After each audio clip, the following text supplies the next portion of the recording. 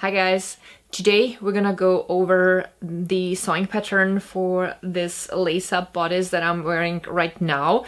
I showed you in my previous video how I made this bodice, so if you missed that video I will link it down below.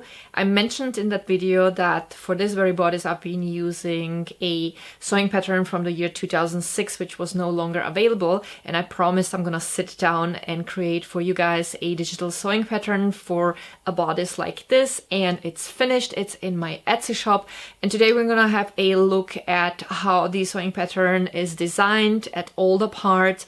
I will show it with the help of finished products so that it's gonna be more understandable, and at the end of the video I'm also gonna model for you all the bodices that I made with the help of the sewing pattern so that you get an idea what you can create. So let's jump right into this. I have here all the sewing pattern parts, and then I have here all the bodices I made recently so that you can see a few variations of what you can create with the sewing pattern. Of course, these are just a few examples, but I thought that's gonna be fun to look at. So let's start looking at these sewing pattern parts. When you will print out the sewing pattern, you will have multiple pages, and when you put them together, you'll end up with these 5 sewing pattern pieces. If you need help how to put together a digital sewing pattern, I covered that in one of my previous videos. I will link it down below. The sewing pattern overview includes a table that lists the waist circumference and the low bust circumference for each size, and that will help you decide which size you will need for your sewing project. The sewing pattern consists of 5 pieces. 4 pieces are the main pieces for the bodice, and this piece is optional. It's for a peplum, which is this flat flounce on the bottom on this bodice. The way I designed this sewing pattern is that you can have 2 different lengths. You can have a bodice that goes towards your waist, which you could even combine with a sewing pattern for a skirt, and that would give you a dress with bodice, or you could put on a peplum, or you could simply have just a bodice that ends up around your waist. Or you can have a cropped version like we have here on this side.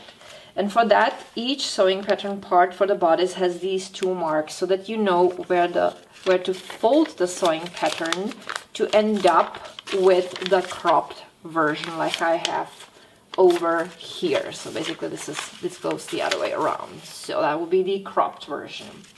You will also notice that all the sewing pattern pieces have seam allowance.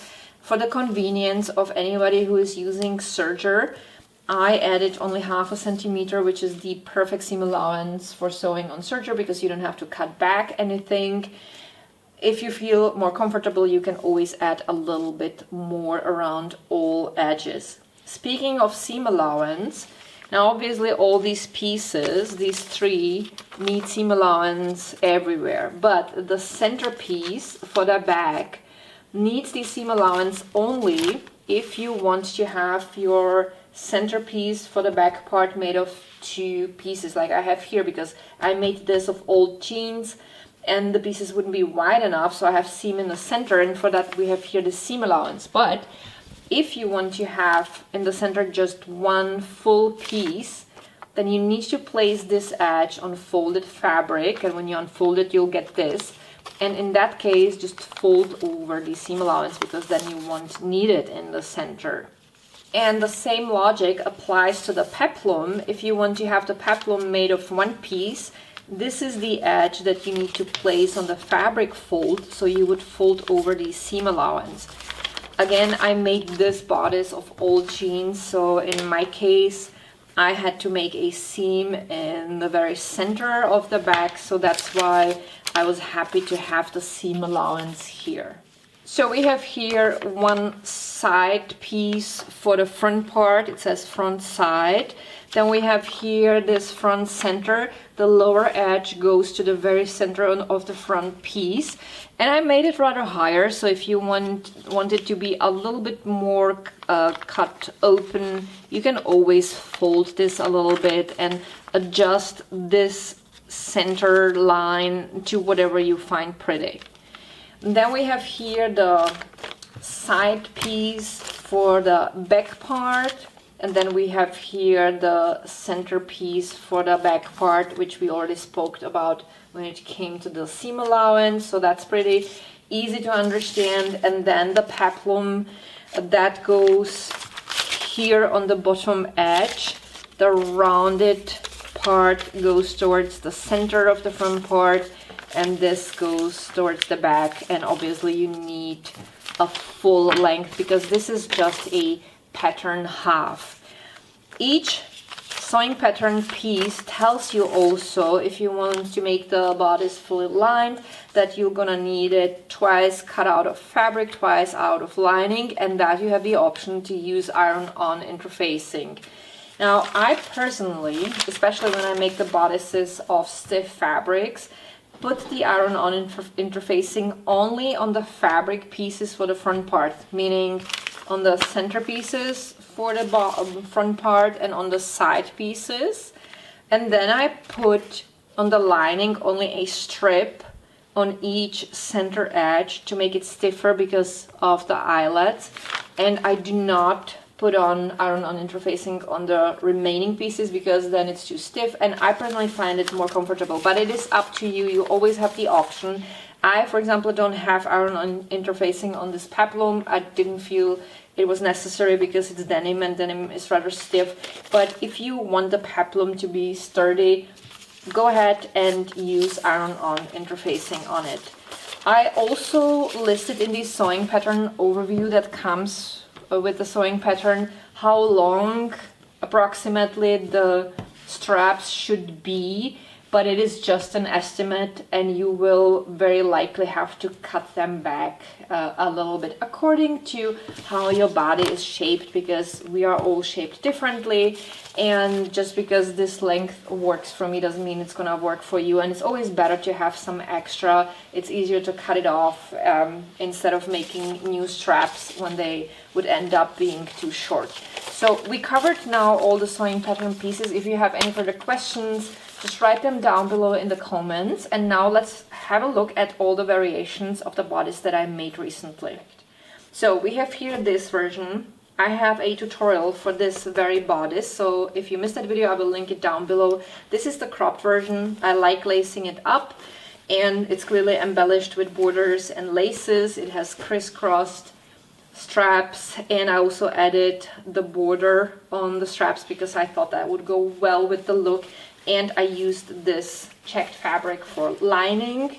Then we have here this one. These are fabric scraps from one of my previous sewing projects when I extended an IKEA pillow. I will also link the video down below, and I ended up creating this bodice with the leftover fabrics, and I used the striped fabric for the lining. Now here we have here the center piece for the back made of two pieces.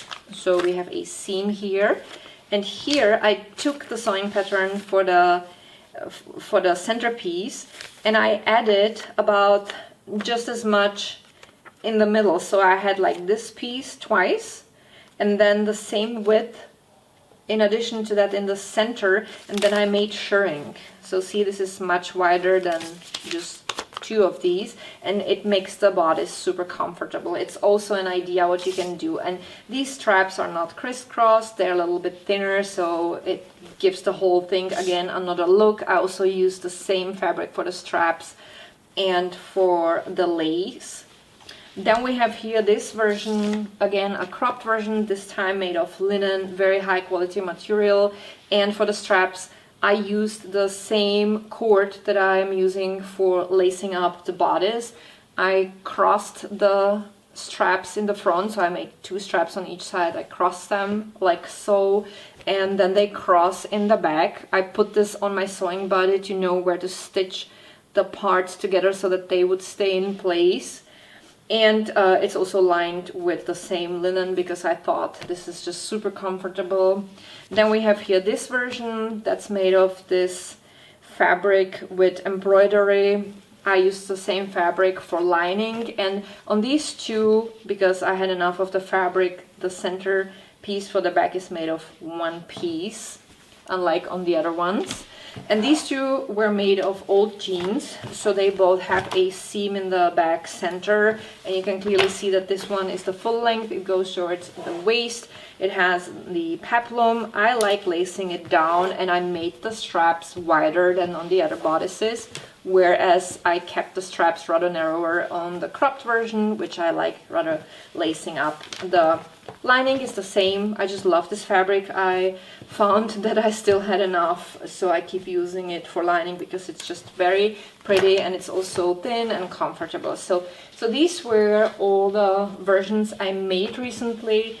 I mean, there is no end to what you can create. This is just a few ideas what you can make with this sewing pattern.